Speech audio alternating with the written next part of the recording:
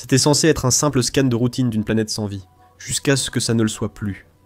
Le télescope spatial James Webb dérive dans l'espace, collectant des millions de données de l'immense vide glacé.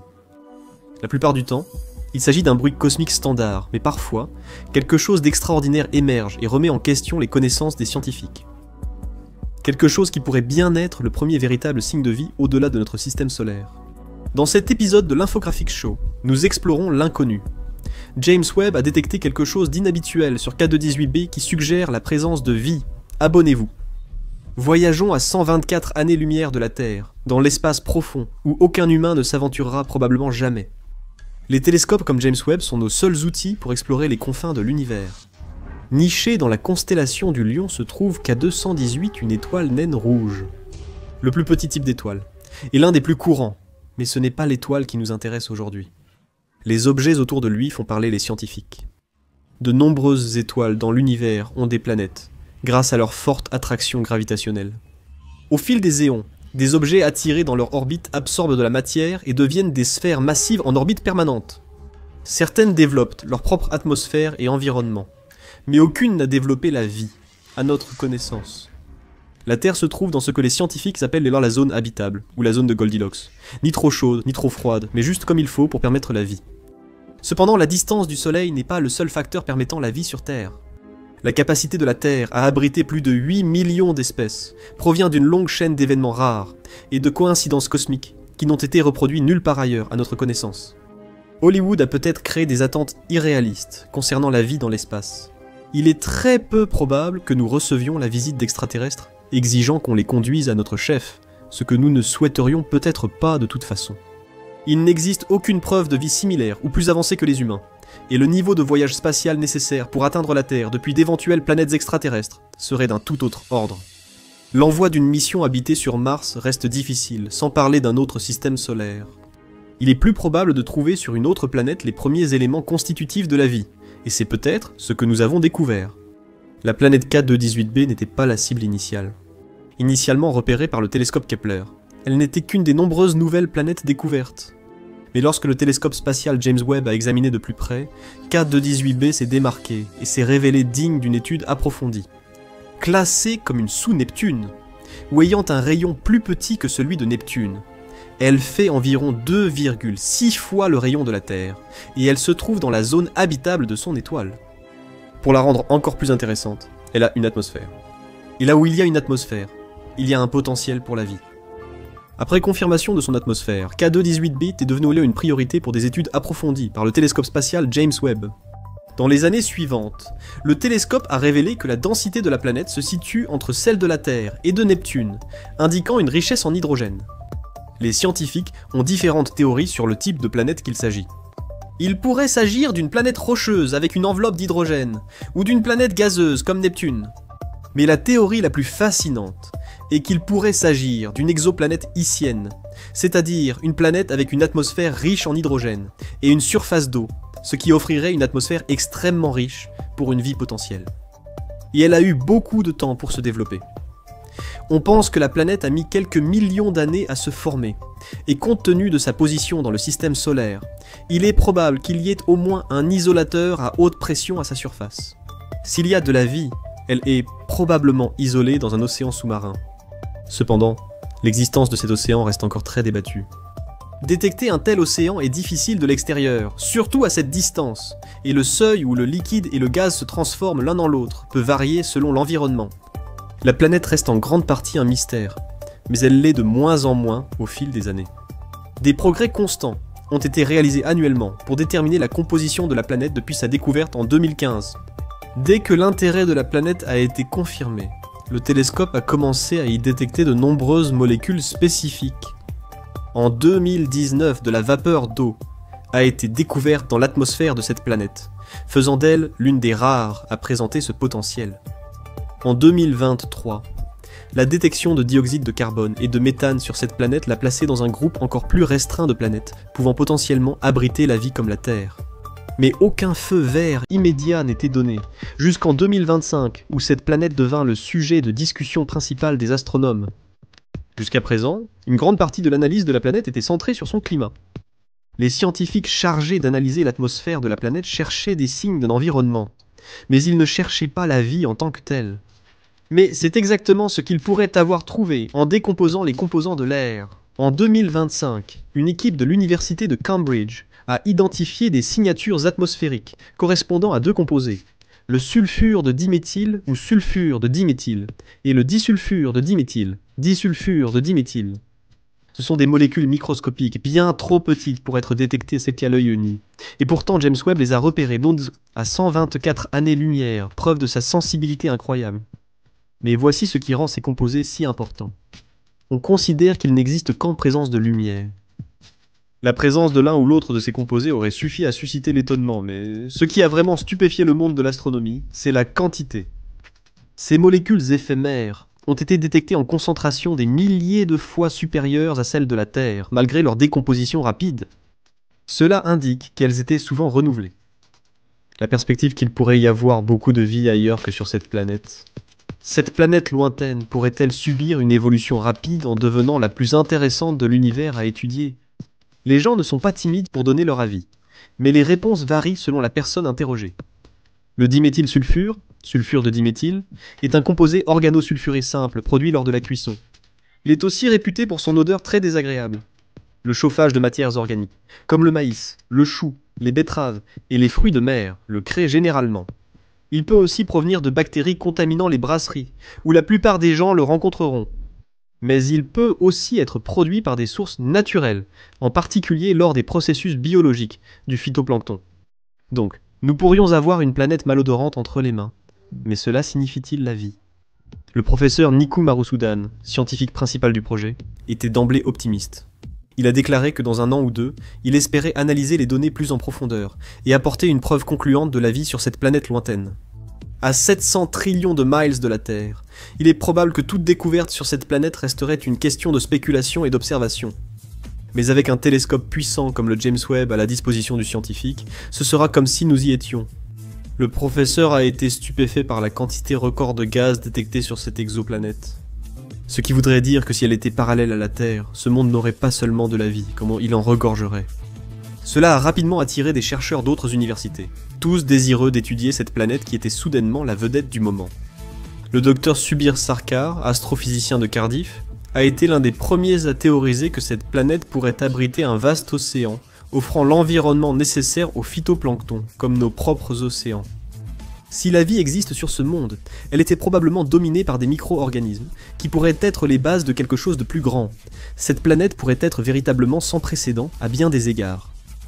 Pendant des décennies, la recherche de la vie au-delà de la Terre est restée vaine. Peu de preuves concluantes, et seules quelques planètes ont montré un potentiel pour soutenir la vie. Cependant, les astronomes continuent de se concentrer sur les planètes en zones habitables, certaines montrant des signes prometteurs, surtout autour des naines rouges. On estime que jusqu'à 80% de ces étoiles de faible masse et basse température possèdent des planètes dans la zone habitable. Il y a un risque que la planète soit trop froide, mais cela reste potentiellement plus viable qu'une planète trop chaude. Cependant, l'activité intense de ces étoiles et leurs éruptions peuvent interférer avec les relevés des planètes voisines. Et parmi toutes les planètes analysées, c'est la seule où l'on n'ait jamais trouvé ce signe révélateur de vie. Cependant, d'autres scientifiques restent prudents. L'enquête a débuté et rapidement. Certains ont remis en question la théorie d'une découverte de vie extraterrestre. L'étude initiale, révélée en avril 2025, a été examinée par d'autres analystes dès sa publication, qui ont scruté les données et les méthodes utilisées. Le monde a été analysé en détail et les scientifiques étaient en désaccord sur les composants de la surface de la planète. Mais cette preuve ne pouvait être fausse, n'est-ce pas ? Des scientifiques étaient en désaccord, et cela se résume à un mot, le bruit. Malheureusement, même le télescope le plus puissant du monde n'est pas infaillible. Le télescope spatial. James Webb et tous les télescopes spatiaux, longue distance, sont sujets au bruit, ou aux interférences dues à d'éventuelles imperfections logicielles et matérielles. De plus, diverses particules lumineuses atteignent le télescope à des vitesses variables. Nous filtrons des données de milliards de kilomètres, tentant de tout reconstituer malgré les interférences de l'activité solaire et d'autres phénomènes spatiaux. Cela complique davantage la détection des molécules complexes. Les molécules sont comme une danse délicate de formules organiques microscopiques, et même la moindre différence peut fausser la perception. Le sulfure de diméthyle possède des caractéristiques distinctives, dues à une liaison entre des molécules d'hydrogène et de carbone. Cette connexion se retrouve dans presque tous les types de molécules organiques, et elles peuvent être modifiées par l'atmosphère. Une molécule se comportant d'une certaine façon sur Terre pourrait agir différemment sur une autre planète lointaine. Les scientifiques ont remarqué des irrégularités à d'autres endroits également. Les analyses précédentes montrèrent des variations de température distinctes sur la planète. Une étude de 2023 suggère que cette planète serait probablement gelée, avec des températures de moins 9,67 à 80,3 degrés Fahrenheit. Mais l'étude d'avril 2025 a montré que les températures pourraient grimper à plus de 300 degrés Fahrenheit. L'une de ces possibilités offrirait plus de potentiel pour l'apparition de la vie, mais il n'est pas évident de déterminer laquelle est la plus probable. Y a-t-il pu avoir des changements environnementaux significatifs pendant cette période? La seule chose à faire était une analyse complètement nouvelle. L'université de Chicago était aux commandes cette fois, avec deux de leurs meilleurs experts en astronomie et astrophysique responsables. Le docteur Raphaël Lick et Michael Jang ont utilisé les données recueillies par les 3 instruments du télescope Webb, espérant reproduire les résultats et trouver une quantité suffisante de sulfure de diméthyle pour confirmer les résultats initiaux. Ils n'ont pas trouvé de preuves solides du composé, mais ont confirmé la présence d'autres composés organiques, comme l'éthane. Bien que ceux-ci indiquent un environnement complexe, ils ne signifient pas nécessairement la présence de vie. Ce n'est peut-être qu'une fausse piste ou simplement un autre élément du mystère. L'équipe de Cambridge a défendu ces découvertes de gaz détectées à 2 reprises, mais s'est abstenue d'affirmer de manière concluante avoir découvert la vie sur une autre planète. Les critères pour cela sont très stricts. Les scientifiques n'affirmeront généralement pas une révélation aussi révolutionnaire à moins d'en être sûrs à 99,999999%, ce qu'on appelle un résultat à 5 sigma. L'équipe affirme être sûre à environ 99,7%, ce qui correspond à un résultat à 3 sigma. Si cela vous semble suffisamment convaincant, vous n'êtes probablement pas un scientifique de Cambridge avec la réputation de toute votre équipe en jeu. La recherche va donc se poursuivre, avec des implications vraiment incroyables. Si la vie existait sur cette planète, même primitive, cela montrerait que le processus ayant créé la vie sur Terre est reproductible. En ce moment, nous sommes seuls sur une île, mais si ce n'est plus le cas, nous pouvons supposer en toute sécurité que les probablement des billions de planètes dans l'univers auront de nombreux cas similaires, y compris la majorité de celles qui se trouvent dans les zones habitables. Cela changerait notre perception de la nature et de l'origine de la vie, intensifiant probablement la recherche dans ce domaine. Nous ne pourrons peut-être pas aller sur K218b de sitôt, voire jamais. Mais il existe sûrement de nombreuses planètes fascinantes bien plus proches. Mais d'autres scientifiques sont prêts à refroidir ces découvertes, et pas avec de l'eau de l'espace. L'équipe de Cambridge est confiante dans ses résultats, et il est possible que ce gaz existe réellement dans l'atmosphère. Mais cela ne constitue peut-être pas une preuve concluante de la vie. La professeure Catherine Heymans, l'astronome royale d'Écosse, un véritable poste et non un élément fantastique, a prôné une approche plus prudente. Alors que sur Terre, ce composé est créé par l'interaction de composants biologiques, nous n'avons aucun moyen de vraiment comprendre le processus chimique sur cette planète située à des centaines d'années-lumière. La formation de la planète aurait pu entraîner des interactions chimiques, créant cette substance sur un monde stérile, mais cela reste peut-être la découverte la plus proche à ce jour. Actuellement, l'équipe de recherche s'efforce d'éliminer la faible probabilité d'une anomalie statistique, en se concentrant principalement sur la détermination de la composition des planètes.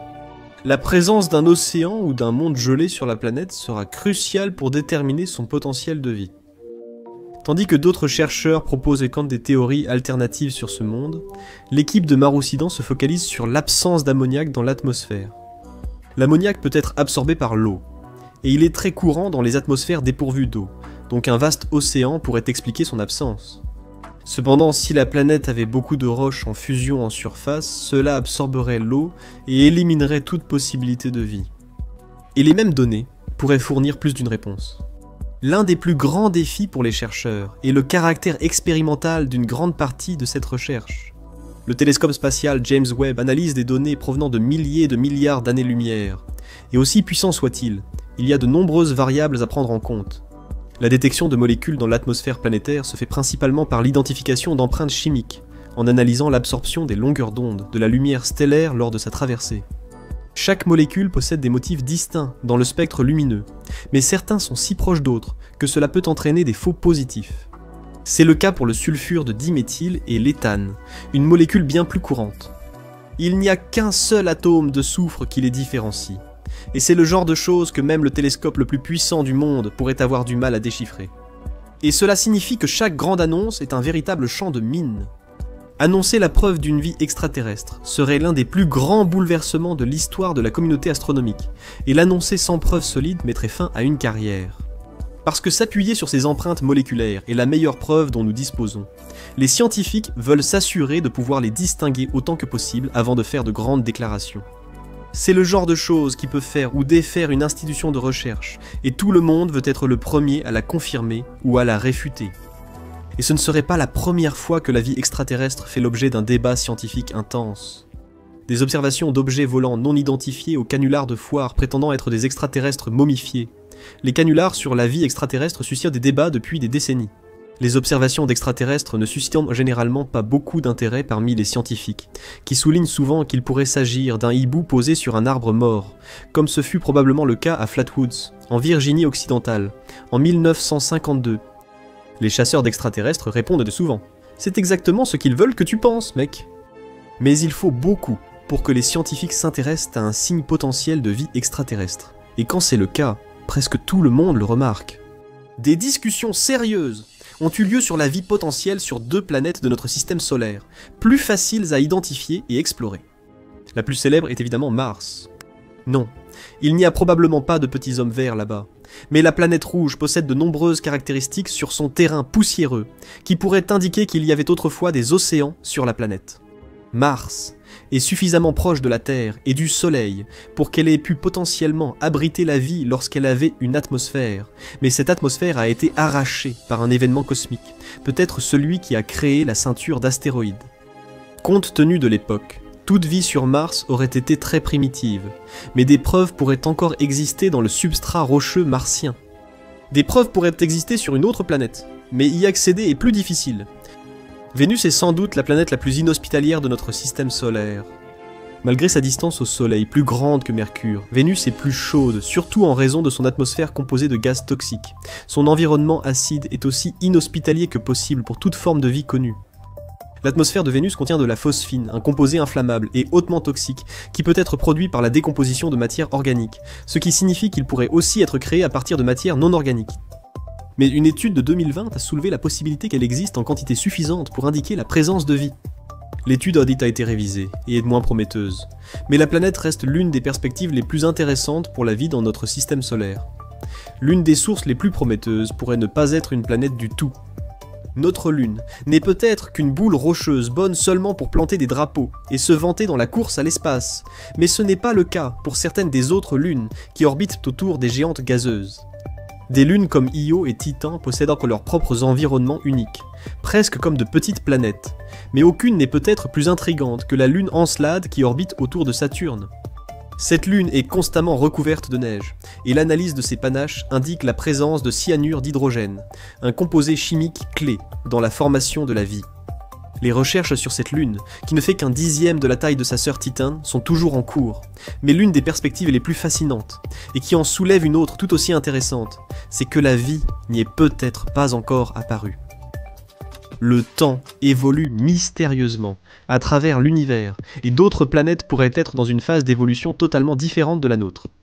Cela se concentre souvent sur l'idée qu'ils seraient plus avancés et prêts à nous visiter bientôt dans leur vaisseau spatial. Mais il est probablement plus probable que ces planètes soient dans des retardataires. Les composés chimiques nécessaires à la création de la vie pourraient se trouver dans l'atmosphère, mais ils pourraient encore tourbillonner dans un bouillon cosmique qui pourrait prendre encore quelques milliers ou même plusieurs millions d'années avant de se transformer en véritable vie et de commencer à évoluer. Et cela signifie qu'aucun d'entre nous ne verra jamais la vie sur ces mondes, mais nos descendants lointains pourraient le faire, en supposant que notre monde existe toujours. Mais cela ne veut pas dire que le monde a cessé de chercher. L'Institut Search for Extraterrestrial Intelligence scrute le cosmos à la recherche d'ondes radio et d'impulsions laser qui pourraient refléter une intelligence extraterrestre, au cas où elle existerait quelque part, et serait suffisamment avancée pour écouter. Cependant, à cause de la vitesse du son, tout message pourrait arriver des siècles après son envoi. Les scientifiques, qui analysent le télescope James Webb et d'autres télescopes interstellaires, continueront à scruter le cosmos, recherchant tout signe des éléments constitutifs de la vie, quelle que soit la distance en système stellaire. Alors, Qu'est-ce que cela signifie pour K2-18b? La planète reste l'une des meilleures candidates à la vie interstellaire récemment découverte, grâce à son atmosphère riche et à l'éventualité d'un vaste océan. Mais la distance et les résultats non concluants entre différentes équipes scientifiques signifient qu'il ne reste qu'une chose à faire: poursuivre son étude. Avec tant de planètes dans l'univers, si l'une d'elles attire autant d'attention, c'est un événement majeur. On peut s'attendre à ce que la plupart des grandes institutions de recherche tentent d'analyser son atmosphère, ce qui signifie qu'on ne devrait pas espérer qu'un extraterrestre essaie de nous contacter en ce moment. C'est impoli d'ignorer quelqu'un. Es-tu excité par la vie sur K218b? Réfléchis-y à 2 fois. Regarde. Pourquoi découvrir des extraterrestres est une très mauvaise idée pour savoir pourquoi les petits hommes verts pourraient ne pas venir en paix. Ou clique sur cette vidéo.